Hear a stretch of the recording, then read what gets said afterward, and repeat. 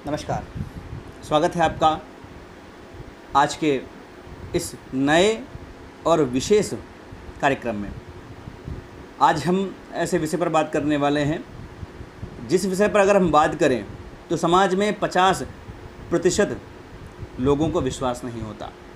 क्या ऐसा विषय क्या है आपके दिमाग में चल रहा होगा? ये विषय है नकारात्मक ऊर्जा। और यह एक ऐसी ऊर्जा होती है जो आपको हर तरह से परेशान करती है, जीवन में बढ़ने से रोकती है, रोग भी देती है, ऋण भी देती है, दरिद्रता भी देती है। अगर किसी के घर में नकारात्मक ऊर्जा हो तो ऐसा व्यक्ति आगे बढ़ नहीं पाता।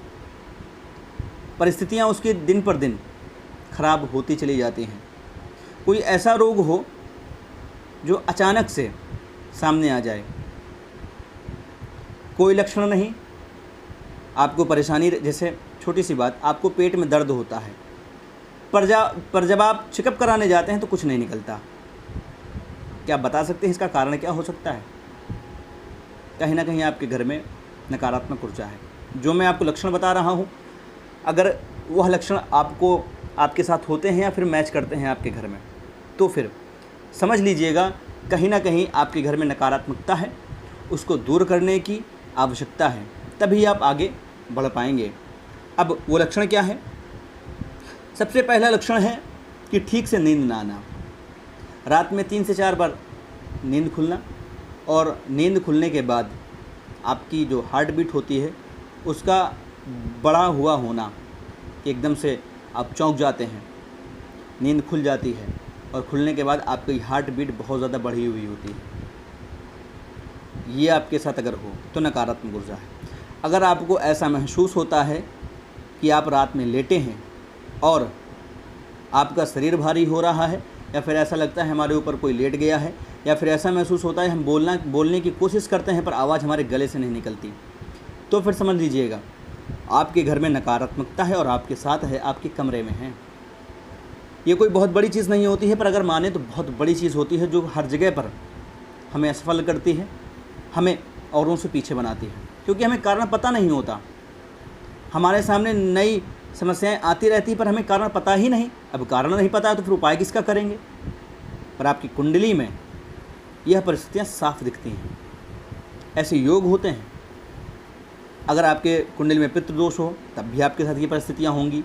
रात में आप चौंकेंगे बार बार। कोई बच्चा चौंकता है, जब छोटे बच्चे पैदा होते हैं तो उनके साथ चाकू है, माचिस है, या फिर कोई लोहे की चीज़ उनके पास क्यों रखते हैं? इसलिए रखते हैं ताकि बच्चा चौंके नहीं। उसको जब छोटी सी कैंची पहनाते हैं उसके कमर में, या फिर गले में राम नाम का छोटा सा लॉकेट पहनाते हैं, या फिर हाथी का दांत पहनाते हैं, सुअर का दांत पहनाते हैं, तो किस लिए पहनाते हैं? इसीलिए पहनाते हैं ताकि किसी भी प्रकार की नकारात्मकता दूर रहे। और सबसे बड़ा इफेक्ट ये होता है कि ये गर्भपात बहुत जल्द कराते हैं नकारात्मकताएं। कैसे? अगर आपके साथ ऐसा हुआ तो मैं आपको लक्षण बता रहा हूँ। गर्भपात जिस दिन होता है उससे 1, 2, 3 दिन या हफ्ते भर पहले ऐसा आपको स्वप्न आ सकता है कि आप कहीं बच्चे को लेकर के जा रही हैं, आपके हाथ से बच्चा कोई छीन कर ले गया, और दूसरे दिन आपका गर्भ खत्म। ये परिस्थितियाँ अगर आपके साथ हैं तो कहीं ना कहीं नकारात्मकता है। वंश वृद्धि में बहुत ही ज़्यादा परेशानियाँ उत्पन्न करती हैं। इसको बहुत ही गहराई से समझना है। जो लोग विश्वास करते हैं वही वीडियो देखें जिनके साथ ऐसी परिस्थितियाँ होती हैं, क्योंकि अगर हम बात करें तो मैं जिनसे बात करता हूँ, मैं इस चीज़ का प्रमाण दे सकता हूँ। मैं जिनसे भी बात करता हूँ 100 में से 45 आदमी निकलते हैं जिनके साथ ऐसी परिस्थितियाँ होती हैं। तब मैं आज इस विषय पर आपसे बात कर रहा हूँ। अन्यथा ऐसे विषय पर कोई बात नहीं करना चाहेगा जहाँ पर लोगों की मत ना मिले।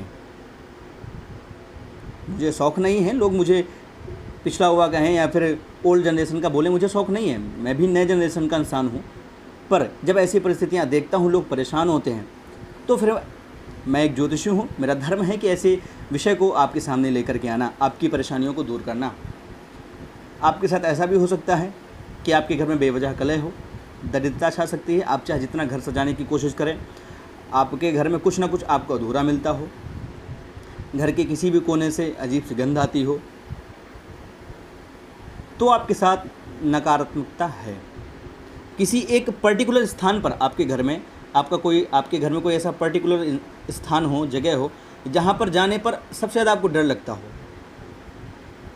तो फिर समझ लीजिए कि उस स्थान से संबंधित या उस स्थान या आपके घर में फिर नकारात्मक चीज़ें हैं। अब इनका कारण क्या होता है? सबसे पहले जैसे हम भवन लेते हैं तो वहाँ पर वास्तु पूजन न कराना, नींव पूजन न कराना, वास्तु के अनुसार निर्माण न करना, अपने मन से निर्माण करा लेना, ये भी कहीं ना कहीं नकारात्मक चीज़ों को आपके घर में स्थापित करती हैं। पर अगर जिनके पुराने घर हैं और उनके घर में अगर ऐसी परिस्थितियां हैं और वो जानते हैं कि भाई वास्तु पूजन नहीं हुआ है पर फिर भी इनको दूर करना है, तब क्या करें? आप वास्तु पूजन करें और अपने घर का कीलन करवाएं। वास्तु में 4 कीलियाँ आती हैं हर दिशाओं की और सूत आते हैं। आप किसी कर्मकांडी ब्राह्मण से जब मिलेंगे, ऐसी परिस्थितियाँ उसको बताएंगे कि आपको वास्तु पूजन कराना है, तो आपको पूरे संपूर्ण विषय इस पर बता देगा आपको कि क्या क्या चीज़ें लगती हैं। आप ये करा करके भी लाभ उठा सकती हैं। अब और क्या कारण हो सकता है? कारण ये हो सकता है कि आपका अशुद्ध में रहना। अगर आप अशुद्ध रहते हैं, जैसे आप जनेऊ पहनते हैं, जनेऊ आपका हुआ है पर आप जनेऊ ना पहने, तब भी आपके साथ नेगेटिविटी रहेगी। जनेऊ पहनते हैं, अशुद्ध हो जाता है पर उसको बदलते नहीं हैं, तब भी कहीं ना कहीं आपके साथ नेगेटिविटी रहेगी। क्यों? क्योंकि भाई जनेऊ क्या है? ब्राह्मण की शक्ति है जनेऊ।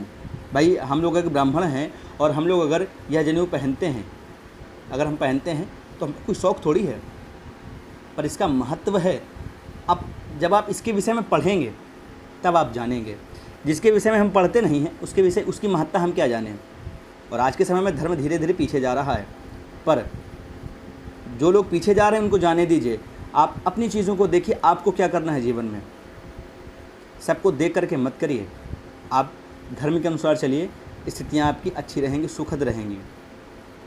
तो आपका जनेऊ हुआ है, आप फिर भी आप जनेऊ धारण नहीं कर सकते हैं, करते हैं, तब भी ये स्थितियाँ आपके साथ हो सकती हैं। आपका अगर किचन झूठा रहता है कि भाई खाना बन गया है, गैस झूठी है, आपकी स्टोव झूठा है, या फिर आपका जो पत्थर होता है किचन का वो अगर झूठा है, वहाँ पर आटा वगैरह या कुछ भी जूठन पड़ी है, या रात के जूठे बर्तन या फिर दिन के जूठे बर्तन वहाँ पर रख दिए जाते हैं, तो फिर ऐसी परिस्थितियाँ आपके साथ हो सकती है। नकारात्मकता आपके घर में निवास कर सकती है, क्योंकि झूठा भोजन, आपका कफ, आपके आंसू, आपका मल, ये सब प्रेत आत्माओं के भोजन होते हैं और नेगेटिविटी इनका ही भक्षण करती हैं।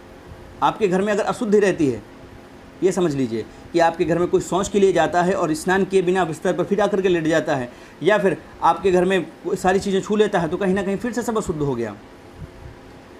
शास्त्र में पहले ज़माने में लोग बाहर जाते थे शौच करने खुले में। क्यों? इसका कारण ये था कि वहाँ जब जाते थे तो वहाँ पर नल पर आकर के कुल्ला करते थे, दांत साफ करते थे, नहाते थे, फिर घर के अंदर आते थे। वह पहले की महिलाएं क्या करती थी कि सारे वस्त्र उठा करके सिर्फ एक धोती लपेट करके खाना बनाती थी, और सारे व्यक्ति, घर के जितने भी व्यक्ति हैं, बड़ा हो चाहे बूढ़ा हो, तो कपड़ा उतार करके खाना खाता था।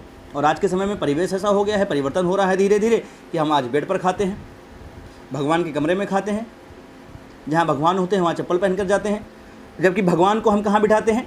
जहाँ हम बैठने की क्षमता न रखें, वहाँ पर हम भगवान को बैठाते हैं कि अगर हम अच्छी चीज़ ना पहन सकें पर हम भगवान को पहनाते हैं। क्यों? क्योंकि वो श्रेष्ठ हैं, वो भगवान हैं, वो ईश्वर हैं, वो देवता हैं, उनके अंदर जो चीज़ें हम नहीं कर सकते, हम उनके अधीन हैं, इसलिए भगवान को हम श्रेष्ठ स्थान देते हैं अपने घर में। पर आज के परिवेश में क्या हो रहा है? आज के परिवेश में छोटे छोटे बच्चे, हम आप वही चप्पल पहन करके हम शौच करने जाते हैं, फ्रेश होने जाते हैं या टॉयलेट जाते हैं, वही चप्पल पहन करके हम भगवान के कमरे में घुस जाते हैं। तो फिर भगवान ऐसे स्थान पर निवास करेंगे भला? आप खुद सोचिए इस विषय पर। आप अपने घर पर ध्यान दें तो आप खुद जान सकते हैं। छोटी छोटी चीज़ें हैं। आप अगर फ्रेश होकर के आए हैं या मल त्याग करके आए हैं और आपने कोई भी वस्त्र छू लिया, या भाई जो आप वस्त्र पहने हैं आप वही पहन करके आप चले गए, तो आप तो अशुद्ध हुए, साथ में आपके वस्त्र भी अशुद्ध हो गए। अब जहाँ वो उतार के जिस वस्त्र में वो शामिल होंगे वो सारे अशुद्ध हो जाएंगे। इसलिए घर की साफ़ सफाई जब तक आप नहीं करेंगे तब तक आप इन सारी चीज़ों से मुक्ति कभी नहीं पा सकते। मैं लिख कर के दे सकता हूँ, आप नहीं भगा सकते। आप सिर्फ क्या करेंगे? तांत्रिक, बाबा, मौलवी, मस्जिद इन सभी स्थानों के सिर्फ चक्कर काटेंगे, आपको लाभ बिल्कुल नहीं मिलेगा। अगर आप स्वयं उतर आएँ कि अब मुझे कहीं नहीं जाना है, मुझे अपने घर की स्थितियों को सुधारना है, मुझे खुद साफ स्वच्छ रहना है और भगवान का भजन करना है। वैदिक क्या हमारे भगवानों में ताकत नहीं है, पर हम समझते क्या हैं, हम समझते क्या हैं, हम ताकतवर नहीं हैं, वो ताकतवर हैं। उनके पास क्या है, प्रेतात्माओं की शक्ति है। और आपके पास किस देवता की शक्ति है, ईश्वर की। अगर आप उसके अधीन हो जाएं, मैंने कितनों को देखा है वो सर्वस्व समर्पण कर देते हैं भगवान के सामने और भगवान उनके कष्ट दूर कर देते हैं। ये समझ लीजिए, आप समर्पण की भावना लेकर के भगवान के चरणों में अपना मस्तक नवाइए तो आपकी परेशानियां बिल्कुल दूर होंगी। पर आज अगर हम लोग नवाते भी हैं तो पता क्या करते हैं, हमसे अगर कोई बात करता है, मैं कहता हूँ अगर पंडित ये जप करा लीजिए या उपाय कर लीजिए, इतना थोड़ा बहुत धन खर्चा होगा आपका, आपकी परिस्थितियाँ अच्छी होंगी। तो कहती पंडित जी इसकी गारंटी क्या है, आप गारंटी दे सकते हैं? गारंटी क्या है आपकी? गारंटी किसी चीज़ की नहीं है। आप जो चीज़ें खरीद कर लाते हैं आज समाज में, उनकी गारंटी है। एक डॉक्टर क्या गारंटी ले सकता है किसी चीज़ की, मैं इसको ठीक ही कर दूंगा? ऑपरेशन थिएटर में वो ले जाता है, फिर भी कहेगा कि भगवान से प्रार्थना करिए, दुआ और दवा दोनों साथ करिए। वो कहता है, बट डॉक्टर भी कहते हैं कि अब भगवान ही बचा सकते हैं इनको। कई ऐसे टेस्ट देखे गए हैं। आप जी न्यूज़ में अभी लेटेस्ट में आया था महामृत्युंजय की पूजन का अनुष्ठान का, कितने लोग उससे बच गए और कितने लोग मर गए। तो ये सब श्रद्धा भावना और विश्वास का फल है। आप कहते हैं मानो तो मैं गंगा माँ हूँ, न मानो तो कहता पानी बहता पानी। जो लोग घाट पर रहते हैं उनके लिए भगवान गंगा का महत्व नहीं है। गंगा का महत्व किसके लिए है? जो वहाँ पर 10 से 15 किलोमीटर चल करके गंगा जी नहाने स्नान करने आते हैं, उनके लिए गंगा का महत्व है। इसलिए आपके लिए भगवान है ना, आपके लिए महत्व नहीं है। भगवान अगर इस पृथ्वी लोक पर कहीं घर बना लें तो सोच लीजिए आदमी काम करना बंद कर देगा। अगर आपको पता चल जाए कि भगवान यहाँ रहते हैं तो व्यक्ति काम करना बंद कर देगा, वो कुछ नहीं करेगा, वो सिर्फ यही चला जाएगा, भगवान उनको तो आपने इतना दिया, हम क्यों भिखारी हैं, हमें भी दो भाई। वो 4 व्हीलर से चल रहे हैं, हम 2 व्हीलर से ही चले, दो। आप तो भगवान हो, सबको देते हो, उनको भी दिया, हमको भी दो। उनमें ऐसा क्या है? ये हम और आप ऐसे इंसान हैं कि उनको रहने नहीं देंगे।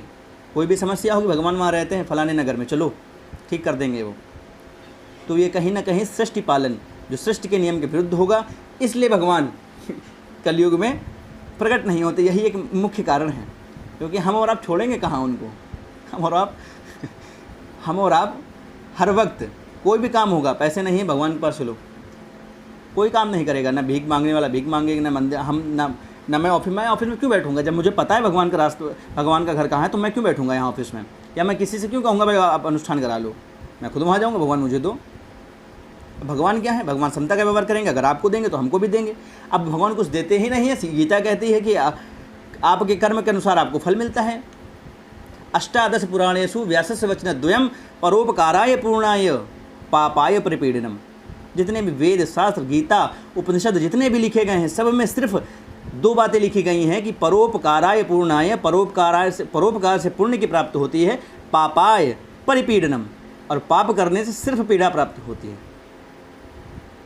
तो अपनी परिस्थिति को आप सुधार सकते हैं। अगर आपके घर में नकारात्मकता है, इस वीडियो को ज़्यादा लंबा ना करके, आप उपने लगेंगे फिर, इस वीडियो को ज़्यादा लंबा ना करके मैं आपको जल्द से उपाय बता देता हूँ। आप उपायों को करिए, आपको लाभ मिलेगा। अगर आपके घर में ऐसी परिस्थितियाँ हैं तो सबसे पहले अपने घर को शुद्ध रखिए। आप बिस्तर पर बैठकर खाना ना खाइए, ज़मीन पर खाइए, पोछा लगा, जल झिनक के साफ़ कर लीजिए ज़मीन को, वहाँ पर बैठ करके खाना खा लीजिए। उसके बाद फिर ज़मीन को साफ़ कर लीजिए। रात्रिकालीन खाना खाएं तो आपके घर में जूठे बर्तन होने नहीं चाहिए, उनको धुल करके आप किचन वगैरह साफ़ करके आप तब सोएं। अगर आप दिन में शौच करते हैं तो फिर ज़रूर आप एक बार स्नान कर लें। उसके बाद जितने भी वस्त्र आप पहने थे त्याग दें, उसके बाद आकर के आप फिर सो जाएं। दिन में कभी भी आप शौच जाते हैं तो आपको स्नान करना आवश्यक है। अगर आप मूत्र त्याग करने जाते हैं तो आपको जल ले जाने की ज़रूरत है। आप जल ले जाइए, साफ़ करिए, धुलिए, हाथ पैर धुलिए, उसके बाद अंदर आइए। तो ये उपाय आप कर सकते हैं, घर में साफ़ सफाई कर सकते हैं। गंगा जल और गौमूत्र मिश्रित करके आप घर में छिड़काव कर सकते हैं। भगवान का कमरा अगर कहीं भी गलत जगह पर हो तो उसको सही जगह कर लें। वास्तु के अनुसार अगर आपको कोई समस्या हो तो वास्तु के अनुसार आप चीज़ों को, वास्तु का उपाय करें, उससे भी आपको लाभ मिलेगा। अगर पितरों से संबंधित कोई समस्या है, कुंडली में सूर्य शनि राहु केतु ऐसी अगर पितृदोष आपकी कुंडली में है तो फिर गया जी जाएँ, त्रिपिंडी श्राद्ध करें, उनको पितरों को तृप्त करें और अब इस समस्या से मुक्ति पाएँ। और अगर बहुत ही ज़्यादा समस्या है तो फिर हनुमान जी की शरण में आ जाइए। 11 पाठ हनुमान बजरंग बाण के पाठ करिए। नित्य भगवान हनुमान जी को दीपक जलाएं घी का एक, और सिंदूर और घी मिलाकर के बंधन बना लें। नित्य उनको बंधन का टीका लगाएं। बेसन के लड्डू एवं तुलसी पत्र का भोग लगाएं और सामने एक छोटे से लोटे में या छोटे से गिलास में पानी रख लें। आप बजरंग बाण का पाठ करें, एक पाठ करें, उसके बाद उसे जल में फूंक लें। ऐसे ही 11 पाठ करके आप फूंक लें। उसको फिर पूरे घर में सबको खिला करके पिला, सबको मतलब प्रसाद दे दीजिए, जल को पिला दीजिए और फिर साफ़ सफाई कर दीजिए। रात में अगर रात्रिकालीन आप आरती नहीं करते हैं, भाई दिन की आरती और जो शाम की आरती होती है, अगर शामकालीन की आप आरती नहीं करते हैं तब भी ऐसी परेशानियाँ, भाई भगवान क्या है, सकारात्मक ऊर्जा है। वो आपके घर में निवास तब करेगी जब आप उसको आवाहन करोगे। और नकारात्मक ऊर्जा क्या, तब आपके घर में स्थान ग्रहण करेगी जब आप खुद नकारात्मक हो। भाई आप भगवान को नहीं मानते हो, सब चीज़ों को नहीं मानते हो, तो फिर आपको ही झेलना पड़ेगा। फिर कौन क्या कर सकता है इसमें। तो इन सब चीज़ों, ये उपाय करके आप लाभ उठा सकते हैं। अब और भी ज़्यादा परेशानियां हैं तो फिर आप पंचमुखी हनुमत कवच का पाठ कर सकते हैं, इससे भी आपको लाभ मिलेगा। बगलामुखी की साधना कर सकते हैं। मैं आपको बिल्कुल अनुष्ठान करने को नहीं कह रहा हूँ, पर थोड़ा बहुत आप उनकी पूजन कर सकते हैं। पर यह है, जितने दिन आप हनुमान जी का पूजन करें, ब्रह्मचर्य का पालन बिल्कुल करें, नियम कानून से करें, जो भी ब्रह्मचर्य के पालन है, जो भी अनुष्ठान के नियम होते हैं। तो आपको लहसुन प्याज बिल्कुल नहीं खाना होगा, क्योंकि लहसुन प्याज जो आता है वो तामसी भोजन में आता है। तो इस लहसुन प्याज का आपको त्याग करना होगा। और साधारण खाना, जैसे दाल रोटी हम लोग आम तरीके से खाते हैं, ज़रूरी नहीं लहसुन प्याज हर चीज़ में डाला जाए तभी अच्छी बनती चीज़ें। बिना लहसुन प्याज के भी खाना बहुत अच्छा बनता है, खा के देखिए। तो हनुमान जी की शरण में जाइए, इन सब चीज़ों से आपको मुक्ति मिलेगी। आज के लिए बस इतना ही। बहुत जल्द आपके सामने बहुत ही अनमोल और यूनिक विषय आपके सामने फिर से लेकर के आऊँगा।